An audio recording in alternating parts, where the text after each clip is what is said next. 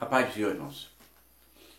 Vou ler aqui no livro de Neemias, capítulo 6, versículo 1 a seguir, que diz: Sucedeu mais que, ouvindo Sanbalates, Tobias e Gesem, o arábio, e o resto dos nossos inimigos, que eu tinha edificado o muro, e que nele já não havia brecha alguma, ainda que até este tempo não tinha portas nos portais, Sanbalato e Gesem enviaram-lhe a dizer: Vem e congreguemo-nos juntos, juntamente nas aldeias, no vale de Ono.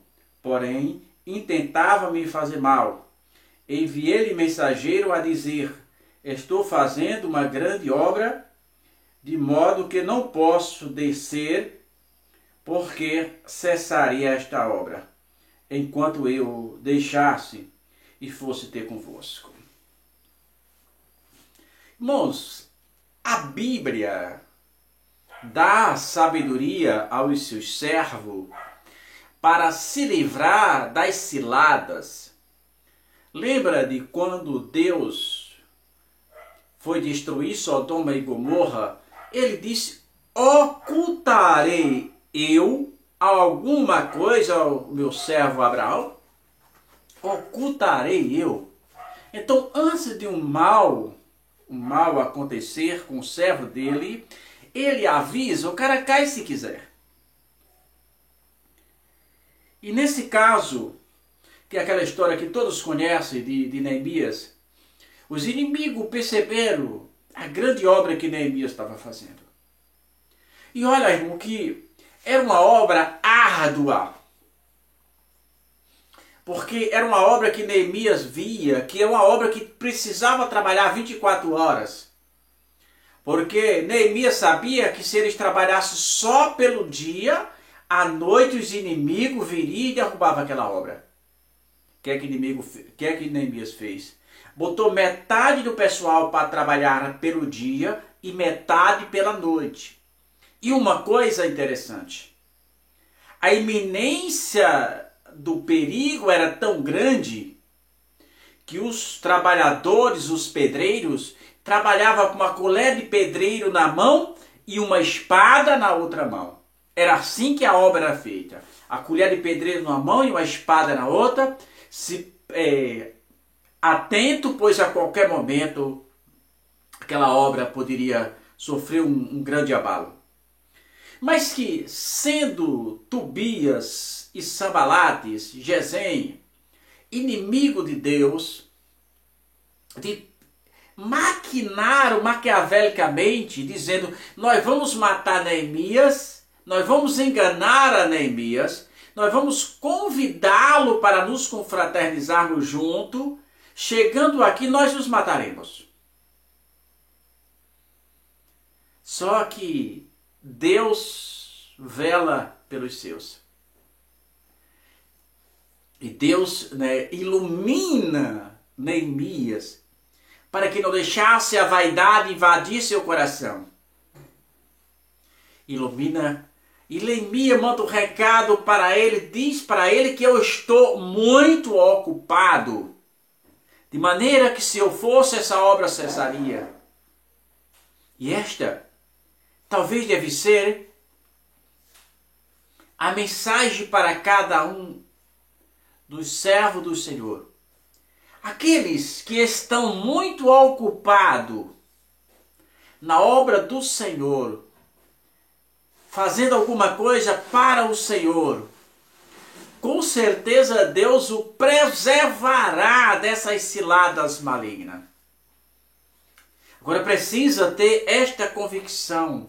Neemias disse: eu estou muito. A resposta de Neemias é grande, é muito interessante. Enviei-lhe mensageiro a dizer: estou fazendo uma grande obra, de modo que não poderei descer. Aqueles, irmãos, que estão fazendo uma grande obra para Deus, não pode se embaraçar com as coisas da tua volta. Lembra o que disse o escritor aos Hebreus? Vamos ver o que ele diz no capítulo 12. É muito parecido com isso, quando ele diz que deixemos todo o embaraço e o pecado que tão de perto nos rodeia. Deixa eu ver se foi ele ou foi Paulo que falou isso. Portanto, também nós, irmãos, o escritor aos Hebreus no capítulo 12, portanto, nós também, irmãos, pois que estamos rodeados de uma tão grande nuvem de testemunha, deixemos todo o embaraço e o pecado que tão de perto nos rodeia e corramos com paciência a carreira que nos está proposta. E esta é a nossa incumbência. Irmão, não existe privilégio tão grande, não existe missão tão nobre, apesar de árdua, do que levar a palavra de Deus e dizer para as pessoas: ainda existe esperança para você. Essa é a maior das missões. E foi por acaso? Foi por acaso? Não, irmão. Veja o que João escreveu no seu livro, no capítulo 15, o versículo 16.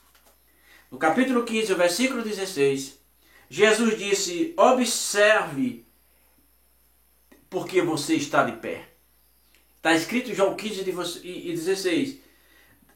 Não me escolheste vós a mim, mas eu vos escolhi a vós e vos nomeei, para que vades e deis frutos, e o vosso fruto permaneça, a fim de tudo quanto pedir em meu nome ao Pai, Ele vos conceda. Esta é a tua nobre missão. Dizer para as pessoas: ainda existe esperança para você. E desta obra, quando você começa a estar incumbido, quando você começa a perceber essa incumbência, quando você descobre essa questão, como diz o Dr.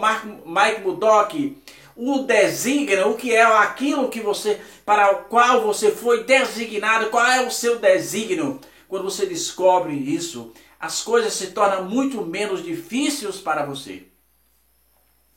Qual é o seu designo? Dentro da casa de Deus você pode fazer ambas coisas. Mas tem uma coisa: naquilo que você descobrir que é o seu designo, faça da melhor maneira que você sabe fazer. Investa naquilo para qual o Senhor lhes convidou. O Senhor te incentivou, te capacitou, te preparou, te moldou. Você está pronto. Só tem uma coisa: Deus não vai fazer nada que você possa fazer. Deus não vai ler a Bíblia por você. Deus não vai pesquisar por você. Deus não vai orar, jejuar. Não vai descer aos campos e valada, bem que Ele podia. Mas Ele te designou. Tu és um designado, tu és um nomeado, tu és um embaixador de Cristo numa das mais nobres e brilhantes missões. Faça como Neemias. Não se deixe levar pelos presentes. Não se deixe levar pelos afagos efêmeros e passageiros, que muitas vezes tem uma aparência atraente, mas com uma mensagem sublinhadas, oculta, que é avassaladora para a sua vida espiritual. Porque existem coisas na vida, que existem ações que podem ser evitadas, e quando não evitadas, trará problema para o resto da vida. Pense nisso. Faça como Neemias. Se encaixe no seu desígnio. Agarre o seu desígnio com todas as suas forças e diga: Deus, eu quero fazer o meu melhor. E Deus vai te ajudar nessa caminhada. Mas não se embarace com as coisas que perecem, porque Jesus está voltando. O inimigo não quer você fazendo o que você mais sabe fazer. O inimigo vai trabalhar com todas as unhas e dentes, vai usar pessoas de tudo que é lado para atrapalhar a sua trajetória deste alvo que é Jesus.